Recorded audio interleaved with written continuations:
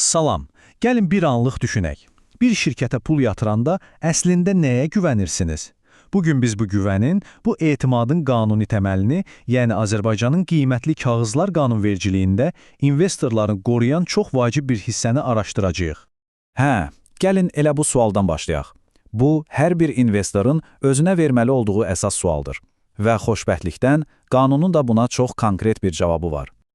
Baxın, bugünkü söhbətimizin yol xəritəsi belədir. Əvvəlcə, investorun qarşılaşdığı o böyük dilemmadan danışacağıq. Sonra bu dilemmanın həlli olan prospekt və memorandumun nə olduğunu aydınlaşdıracağıq. Ardınca, bəzi istisna hallara nəzər salacağıq və təbii ki, məlumat səhv olanda kimin məsuliyyət daşıdığını öyrənəcəyik. Sonda isə bütün bunların, yəni şəffaflığın nə qədər vacib olduğunu yekunlaşdıracağıq.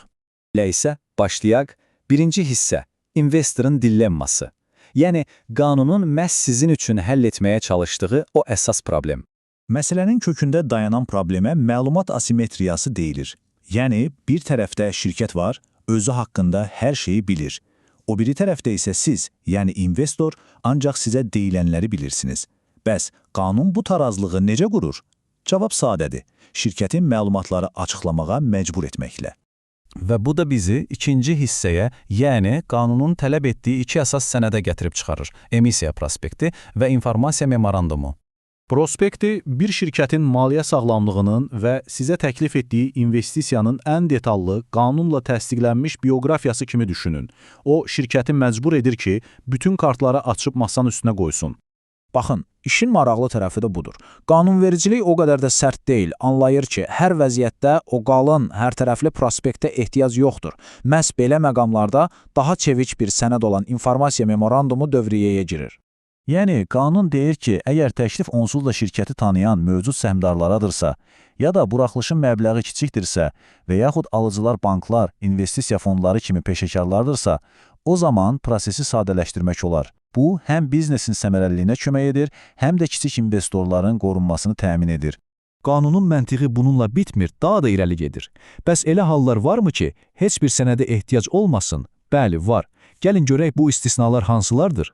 Buradakı məntiq əslində çox sadədir. Əgər qiymətli kağızı dövlət kimi etibarlı bir qurum buraxırsa, ya da təklif onsuz da kütləvi deyilsə və yaxud əməliyyat zamanı şirkətə yeni pul daxil olmursa, onda əlavə bürokratiyaya ehtiyac yoxdur.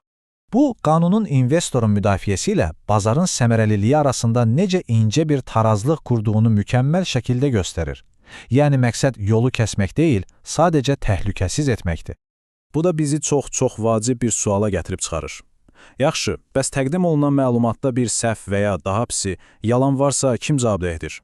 Qanun məsuliyyəti çox aydın şəkildə bölüşdürür. Gördüyünüz kimi, emitentdən tutmuş underwriter-a, yəni emissiyaya kömək edən investisiya şirkətinə qədər hər kəsin öz məsuliyyət payı var. Bunun sizin üçün məması nədir? O deməkdir ki, səhv məlumata görə təkcə bir tərəf yox, bütün zəncir cavabdehdir. Bu da hər kəsi məlumatın düzgünlüyünü dəfələrlə yoxlamağa məcbur edir və sizin üçün əlavə bir qorunma təbəqəsi yaradır.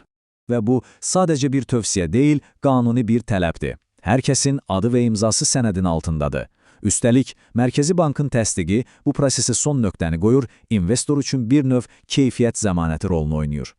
Beləliklə, gəlin indi bütün bu detalları birləşdirək və böyük mənzərəyə baxaq.